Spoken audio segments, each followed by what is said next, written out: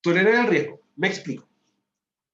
Por ejemplo, nosotros evaluamos un riesgo como caerse al mismo nivel. ¿Ya? Como que uno va caminando por un área y, por ejemplo, de la oficina del baño, y se cae. ¿Ya? Y cuando uno lo evalúa, pese a que uno piensa que es un riesgo sencillo que no implica mayor problema, uno que hace lo evalúa igual, le coloca un valor numérico igual. Y lo va a evaluar como un riesgo bajo, un riesgo trivial. ¿Ya? Nosotros colocarle un valor al riesgo, aunque sea bajo, nosotros en el fondo estamos aceptando que ese riesgo pueda ocurrir y que tenga una consecuencia. Por eso uno en el fondo tolera el riesgo. Otro concepto también del riesgo tolerable es cuando uno también habla del riesgo residual. Cuando yo aplico todas las medidas de control y ya disminuye el riesgo a un nivel tal que estoy aceptando que ese riesgo pueda ser tal, porque se puede activar en el fondo y producir una consecuencia. ¿Ya? Ya. Y hay otro concepto que no sé si nosotros lo abordamos en la primera parte de la materia, incluso en el semestre 1, que es el concepto de las 4T. No sé si se recuerdan de eso. Sí, ¿Sí? tolerar, Sí. Tratar, tolerar, tratar. transferir y terminar, ¿no es cierto? Sí, sí. Terminar es imposible. La única forma de terminar un riesgo es decir que el peligro es cero. Es poco factible. Transferir, Claro. yo por ejemplo, desde el punto de vista chileno, yo puedo transferir que otra empresa haga un trabajo, pero no estoy transfiriendo a la responsabilidad civil y penal y el tema de seguridad que tengo yo como empleador, al contratar a otra empresa. ¿Ya? O sea, yo transfiero la ejecución de un trabajo, pero no mi responsabilidad con los riesgos. Entonces, ¿qué me queda? Tratar y tolerar. Yo trato los riesgos para tolerar la menor consecuencia posible. ¿Ya? Porque en el fondo decir que un riesgo va a ser cero o va a ser o no va a existir es imposible, es una mentira. ¿Ya? Por si acaso, para que también lo tengan en mente. O sea, yo trato los riesgos, los trato mediante qué, mediante las distintas medidas de control. ¿Ya? Ahora, acá claro dice, se emite un juicio sobre la tolerabilidad del riesgo. Claro, porque en el fondo yo digo, oye, ya, el límite máximo era 0,08. Y resulta que la medición me indica de que tengo 0,06. ¿Existe un riesgo? Sí. Sí, el riesgo está. Pero no estoy sobrepasando aún así el valor máximo permitido, libre cristalina. Por lo tanto, yo voy a tolerar el riesgo desde este punto de vista. Exactamente estoy expuesto al riesgo, tengo un nivel de riesgo, pero ¿qué voy a hacer yo? Igual no lo voy a tolerar. Por lo tanto, voy a tratar el riesgo para que, en este caso, lo que nosotros toleremos sea lo menos posible. Y siempre uno hace eso, uno trata para tolerar lo menos posible, porque hablar de un riesgo controlado en un 100% o con un riesgo cero no es real. Ya, pongamos un caso bien hipotético. Resulta que estamos trabajando en un lugar donde estamos trabajando con ácidos, ¿ya? Y yo estoy trabajando acá, el ácido está al frente mío y tengo una campana de extracción, que todo el vapor del ácido lo capta esa campana y lo empieza a sacar hacia el exterior. Perfecto. Uno lo dice, ok, pero ¿qué pasa si se corta la luz? ¿O qué pasa si el mismo mecanismo con el ácido se corroyó? ¿O hay un tapón porque quizás un pájaro o una mugre quedó ahí? ¿La medida de control está siendo efectiva? No. No. Por lo tanto, uno tiene claro de que las medidas de control nunca van a ser efectivas en un 100%. Y uno, aún así, implementando medidas de control, está tolerando quizás en una probabilidad más bajita de que algo ocurra. Eso es más o menos como lo que uno lo puede llevar a ese ámbito, Rodrigo. No sé si te quedó un poco más claro. Ya, profesor. Sí. Con los ejemplos, sí, gracias. Ahora, lo importante que lo que es la evaluación y control de riesgo es lo que nosotros llamamos gestión del riesgo. O sea, yo voy a aplicar medidas de control en función de la evaluación, ¿ya? Y también en función de la identificación, ¿ya? Recuerden que yo aplico controles en función de si el parámetro me dice está bajo riesgo o un riesgo más tolerable. Si, por ejemplo, el valor máximo es 0,08 y yo tengo 0,01, uno se pregunta, ok, ¿voy a aplicar control? Sí, pero quizás no un control tan intensivo, porque ya el agente en el ambiente tiene una característica de que sea baja. Por lo tanto, uno igual tiene que trabajar eso. Ahora, eliminar o reducir el riesgo mediante medidas de prevención en el origen, otra iniciativa de protección colectiva, de protección individual o de formación e información para los trabajadores, ¿ya? Y controlar periódicamente las condiciones, la organización y los métodos de trabajo y el estado de salud de los trabajadores. ¿Ya? Acá, al igual que Pexor, ya automáticamente está la figura del programa de vigilancia. Recuerden que nosotros tenemos el programa de vigilancia ambiental, o sea, las mediciones del ambiente de trabajo, y tenemos también el programa de vigilancia epidemiológica, ¿ya? Que en el fondo es todo lo que tiene que ver con la toma de exámenes a los trabajadores, ¿ya? Acá, chiquillos, siempre tienen que remarcar a los trabajadores de que las radiografías son gratuitas.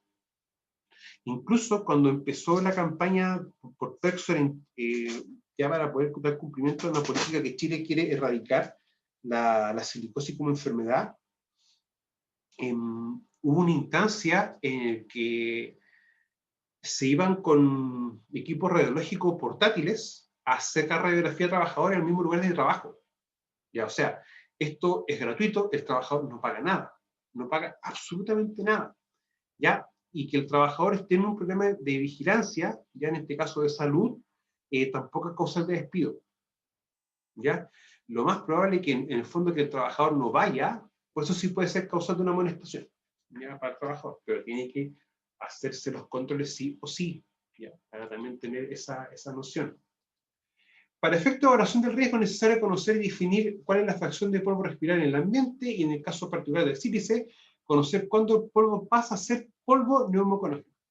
¿Ya? O en español, cuando la roca empieza a generar una partícula un poco más pequeña y esa partícula pasa a un polvo. En el fondo yo lo puedo tomar con mis dedos y lo hago así y me van a quedar mis dedos manchados. ¿Ya? Eso es lo que nosotros tenemos que entender. ¿Ya? Y para esto tiene que hacerse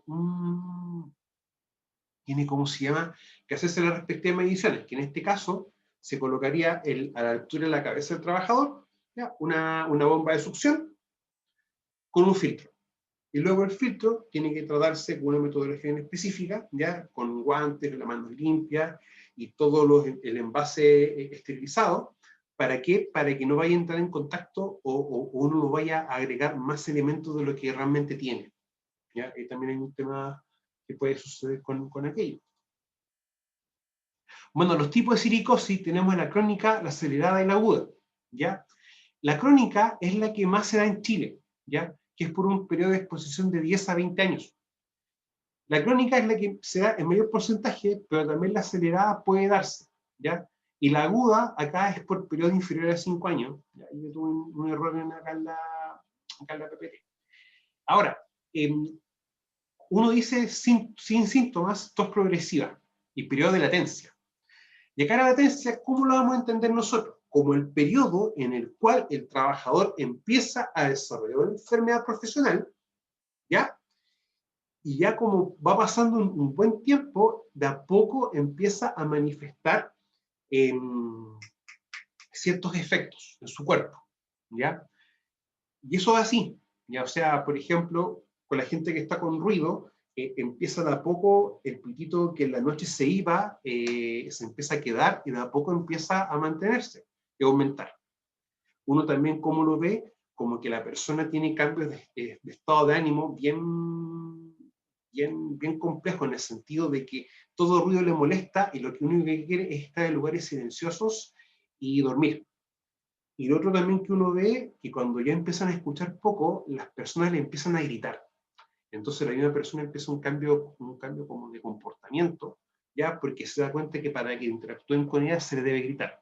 Entonces ahí también empieza que la persona un proceso introspectivo, ¿ya? Para que también entenderlo de esa perspectiva. Bueno, los factores lo principal que hay que entender cómo se desarrolla esta enfermedad, que se genere polvo primario y polvo en suspensión. O sea, una cosa cuando el polvo se genera y otro factor es que este polvo pase al aire y en el aire esté disponible y tú lo puedas respirar. Por lo tanto, van a haber también elementos o factores importantes. La sílice recién fracturada, ¿ya? Lo que es importante es el tamaño de la partícula y cuánto esta está en el ambiente, ¿ya? Hay muchas faenas en el que están trabajando moliendo mineral, ¿ya? Y cuando tú entras a esos lugares, es literalmente ver una cortina de polvo, ¿ya? Y ahí tenemos una concentración ambiental bastante compleja, bastante alta, ya para tomarlo también en cuenta. Ahora, acá van a ver siempre tres factores que es como los elementos en común con los demás agentes interhigiénicos, que es el tiempo de exposición, la susceptibilidad individual y la concentración ambiental, ¿ya? ¿Cuánto tiempo estoy expuesto? ¿Cuánta es la concentración? Recuerden que el tiempo y la concentración hacen también el concepto de dosis, ¿ya? ¿Y cuáles van a ser mis características que van a ayudar a que yo, trabajador, yo, persona, pueda desarrollar más favorablemente esta situación, ¿ya? Recuerden, el fumar es un tema que ayuda a que la silicosis se genere de manera más rápida, la mala higiene, ¿ya? Entre otros elementos, que también para tomarlo en consideración. Bueno, psicosis mata, en sí no mata, pero las enfermedades y complicaciones que produce la persona, sí. ¿Ya? En que ya tú estés respirando y tú no puedas, ¿cómo se llama? Eliminar los desechos de la respiración y estos quedan en tu cuerpo, ya empieza a producir efectos en tu salud. Bueno, complicaciones de la salud, sí. Empieza a generar tuberculosis, 3 veces mayor probabilidad de tuberculosis, cáncer pulmonar, ya que la sílice se considera un agente cancerígeno, y las enfermedades, ¿ya? Y claro, como la persona va a tener una dificultad para respirar, ya empieza a generar una enfermedad que es la famosa EPOC, enfermedad pulmonar obstructiva crónica, ¿ya? Que es también cuando la persona es asmática, ya pasado los 15 años, por GES, se le considera una persona que tiene una EPOC, una enfermedad pulmonar obstructiva crónica. Ya que en un asmático quizás es mucho más fácil la medida de control, porque la persona tiene que estar con sus medicamentos, y tener un medicamento en caso de SOS para producir una broncodilatación. Pero con la silicosis no pasa eso, ¿ya? O sea, puede que el medicamento cause algún efecto, pero si los pulmones tienen poca elasticidad, que tú le des un broncodilatador, lo más probable es que se aumente un poquito, pero sigue estando duro, rígido, un tejido que tú puedes palpar y tocar incluso. Por eso ahora no vamos a tener ciertas limitaciones. Bueno, el órgano que afecta, ¿ya? Nunca olvidar la vía respiratoria superior y la inferior, y uno siempre coloca medidas de control en la vía, en el ingreso de la vía, ¿ya? Por las fosas nasales, y también un control en el ambiente de trabajo. La radiografía, como una persona normal y una persona con silicosis, y una persona que fuma. O sea, hay que uno ya ve lo que quiere y lo que puede hacer. Con las medidas de control, ya con Planesi, uno las trabaja en el individuo que es el EPP, el medio, que va a hacer humectación de las áreas para evitar que el polvo pase al aire y pase, en el fondo, a ser más fácil poder aspirarlo. ¿Ya? Y en la misma fuente, que es humectación de la perforación, por ejemplo, medir el aire para ver cómo están los niveles de oxígeno, ¿ya? Y también quizás colocar una vía de humectación directamente. O sea, colocar, por ejemplo, si estoy con un taladro o rompiendo el piso con un rotomartillo, o con un taladro neumático, mejor dicho, humectar con agua. ¿Ya? Si estamos, por ejemplo, en la casa haciendo una perforación con un taladro, colocar una aspiradora para que el polvo entre ahí, etc. O sea, hay varias medidas. Muchas veces, chiquillos, no porque uno esté haciendo un trabajo en la casa y estemos expuestos a alguna gente, no nos podemos enfermar. O sea, eso puede pasar. Independiente de que la silicosis sea un proceso que se genera en el tiempo, el polvo de sílice, por ejemplo, el polvo de la harina, ya incluso hasta las fibras del algodón, se pueden considerar como unos polvos neumoconógenos o agentes neumoconógenos, que en el fondo va a afectar los pulmones y la vía respiratoria.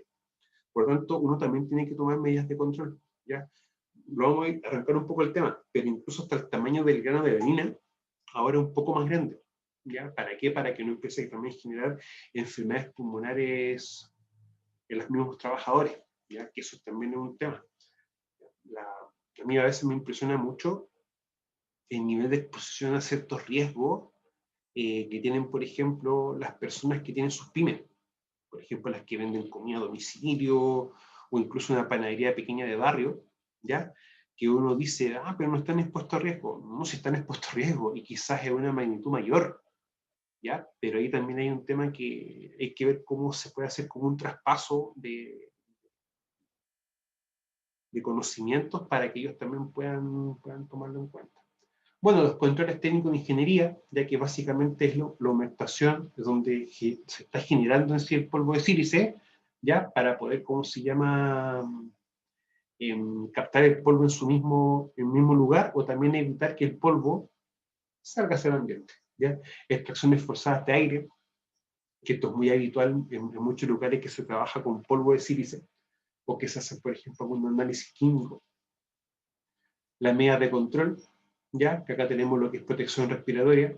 La parte administrativa es importante, sí, básicamente por un sistema de gestión, que también debemos considerarlo, lo que es educación y entrenamiento, ¿ya? Informar sobre el riesgo, y lo que es la famosa protección respiratoria, que debe estar enmarcada en un programa de protección respiratoria. Ahora, acá tenemos un respirador de medio rostro, ¿ya? Y acá tenemos una full face, que en el fondo se diferencian básicamente por el factor de protección, ¿ya? Siempre que yo esté trabajando con sustancias tóxicas, ¿ya? Como algún elemento, como por ejemplo algún ácido, algo que tenga esas características, o algún elemento que del líquido pueda pasar a fase gaseosa, uno recomienda una full face, ¿ya?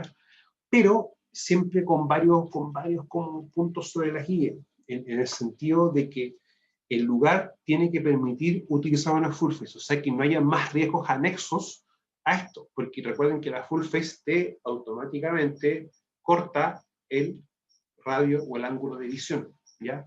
Pero la próxima semana, chiquillos, vamos a hacer un taller sobre protección respiratoria, ¿ya? Para que también lo tengamos como conocimiento. Bueno, siempre colocar también el letrero de advertencia, en este caso advertencia, saben que zonas de trabajo con sílice libre y cristalina, ¿ya? Por lo tanto, utilicen los distintos elementos de protección personal, eso tiene que siempre estar, que esto también es aplicable, por ejemplo, para el caso de ruido, ¿ya? Ruido también uno debiese considerar este elemento, tener, ¿cómo se llama?, atención, zona con ruido, ¿ya? ¿Para qué? Para que los trabajadores, ¿cómo se llama?, puedan utilizar sus distintos elementos de protección. Y también, por ejemplo, para el caso de sílice, también puede aplicar una construcción por ejemplo, de un mapa de riesgo, ¿ya? Para que también lo tomemos en consideración. Siempre, chiquillos, buscar formas en las cuales el trabajador no se olvide de que está presente un agente de riesgo que debe utilizar sus medidas de control, ¿ya? Y que si ante algún elemento pudiese, ¿cómo se llama?, alterar el trabajo, dar aviso, ¿ya? Ahora cada vez las tecnologías van avanzando, van aumentando y van también disminuyendo los precios. Por lo tanto, a veces es bien factible, ¿cómo se llama?, poder implementar medidas para poder verificar in situ cómo están las condiciones, y si uno detecta una anomalía, poder paralizar los trabajos, ¿ya?, para así evitar tener más gente expuesta a un riesgo. Eso también se puede dar. ¿Cómo me protejo? Yo siempre hablo, proteger la fuente, ya donde se está generando el peligro, ya, en el medio, que en el fondo es como yo esto lo disminuyo la concentración ambiental, y en el individuo, ya.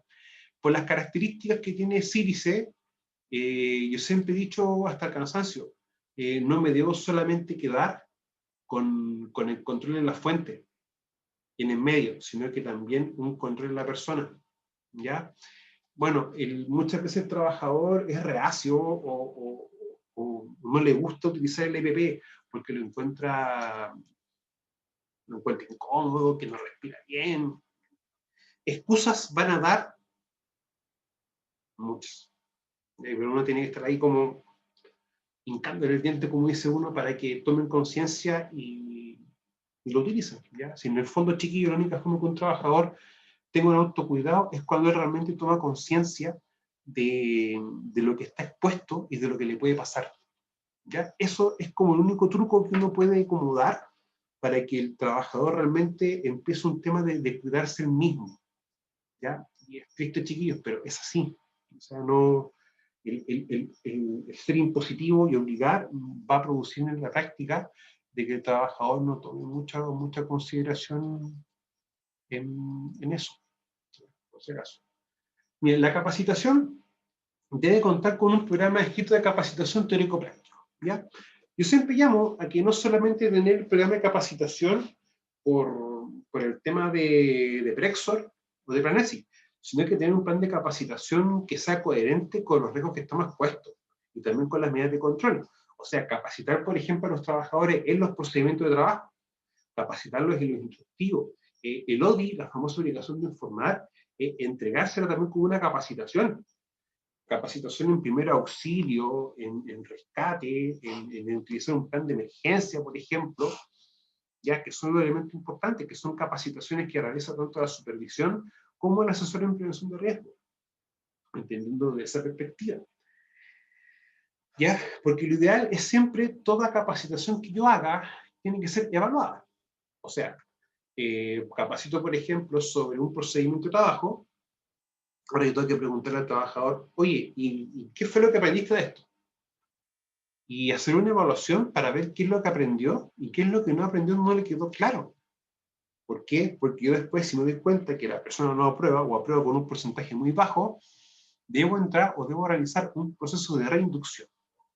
En el fondo, capacitar nuevamente a la persona para que ésta logre la mayor cantidad de conocimiento de un procedimiento.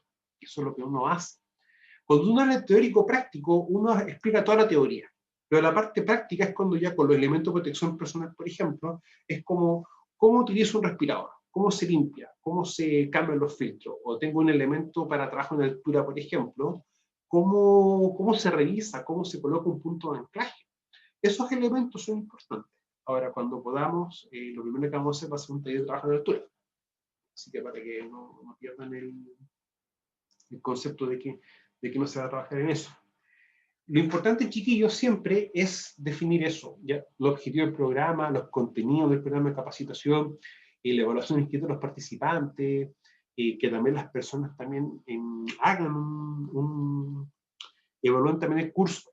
Lo otro importante es el cronograma anual de capacitaciones, o sea, que nosotros establezcamos un programa de capacitación que sea al año. Y acá viene la duda, pero ¿qué pasa si hay capacitaciones que nosotros no podemos hacer?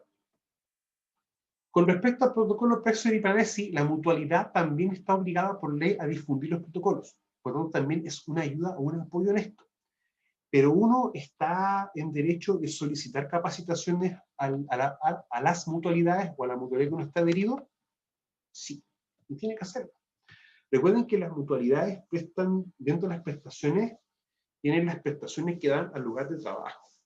Y también uno de los objetivos de las mutualidades dentro de la ley de acción del trabajo en enfermedades profesionales es entregar asesoría técnica a las distintas empresas. ¿Ya? Por lo tanto, uno le puede solicitar capacitación en específico, sí, lo puede hacer. Y también tomar en consideración los distintos, los mismos calendarios que tiene de capacitación la mutualidad. Ya las mutualidades te van a mostrar un calendario anual de capacitación, lo van a hacer. Y uno puede solicitar o informar a los trabajadores, preguntar quién quiere ir y uno inscribirlos, ¿ya? Y ahora con todo lo que está pasando con el tema electrónico, también hay muchas capacitaciones e-learning, ya que en el fondo las mutualidades tienen también como plataformas para que la persona, si no puede ir en físico, pueda hacer una capacitación ya de manera remota, ¿ya? Esto está antes de la pandemia, por si acaso. Lleva varios años atrás en implementación esto. Bueno, responsabilidad del empleador en la práctica tomar todas las medidas de control, implementar las medidas de control que le recomiendan a él, ya informar oportuno y convenientemente a todos sus trabajadores, o sea, si tengo exposición a sílice o exposición a ruido, informar al empleador, perdón, el empleador de informar a los trabajadores en el famoso ODI, en la obligación de informar, ya para también no perder eso en vista. Implementar un sistema de gestión, proporcionar a los trabajadores los distintos elementos de protección necesarios, participar en conjunto con el organismo administrador de la ley en el proceso de establección del protocolo, ¿ya? Y entregar también al organismo administrador de la ley o a la mutualidad, que es el nombre también que se le da a esto, lo antecedente que solicite, ¿ya? Para que se realicen las evaluaciones cualitativas y cuantitativas. O sea, la mutualidad te ayuda y te hace bueno, te orienta y uno en conjunto hace la evaluación cualitativa, pero la mutualidad en sí hace la evaluación cuantitativa. Ahora, ellos te entregan los resultados y el que está encargado de implementar las medidas de control es el empleador, no la mutualidad. O sea, la mutualidad llega a un punto en el que te dice, estas son las medidas de control para que tú empieces a trabajarlas. Y quizás en implementar alguna medida o en el contexto de esta medida también te van a prestar ayuda. Pero en sí, en implementar las medidas de control, eso ya viene a una responsabilidad del empleador. Y dar las facilidades para que los trabajadores asistan a realizarse los exámenes a los que sean citados. O sea, acá el empleador tiene varias responsabilidades, desde implementar controles, mantener el sistema y proporcionar información, ¿sí? Para poder también trabajar.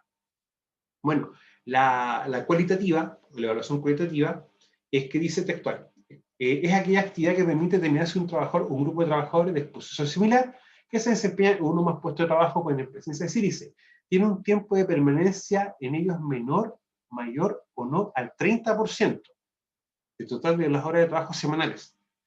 O sea, el ruido, cuando nosotros empezamos a ver ya en primera instancia el nivel de acción, el 80-82, y también después empezamos a ver cuánto era el tiempo de permanencia del trabajador en eso, si era el 80%, por ejemplo, de la jornada.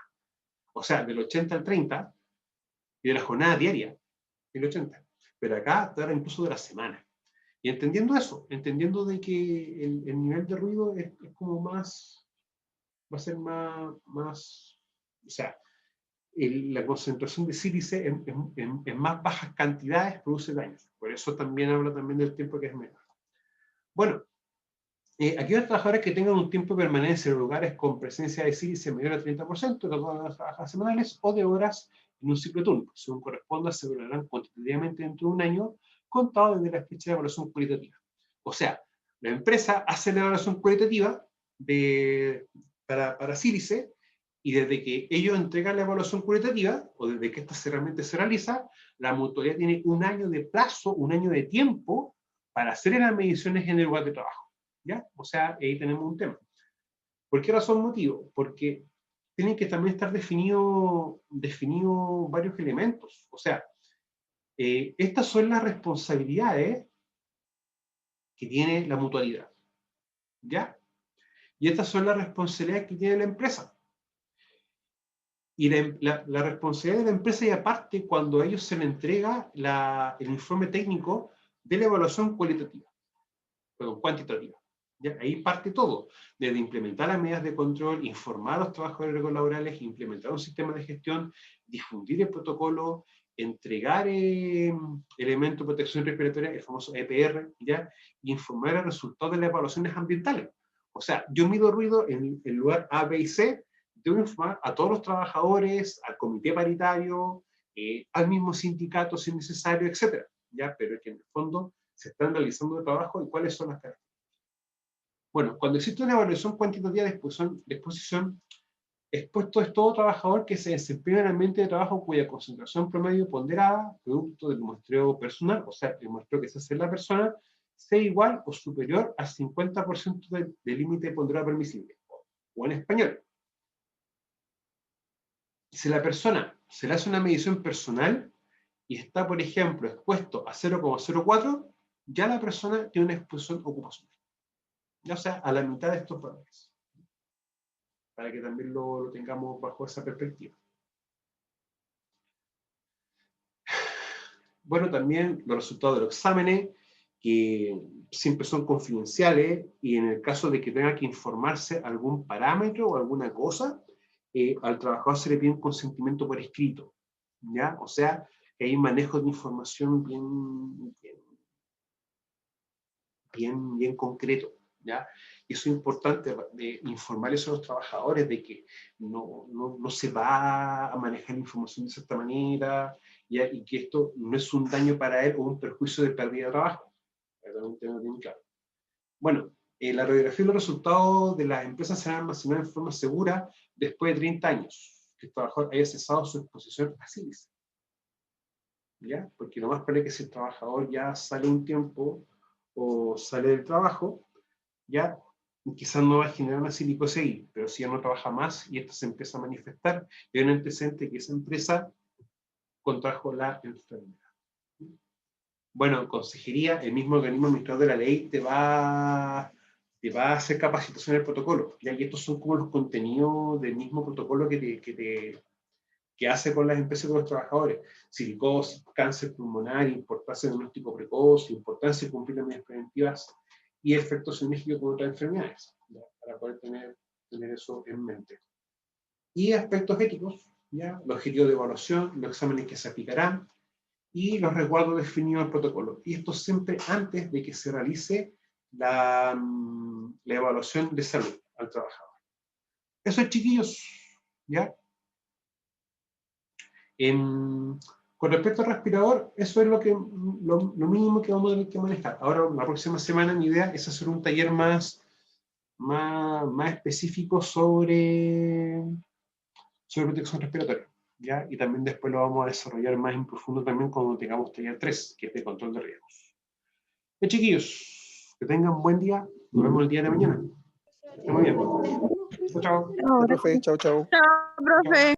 Cuídense mucho.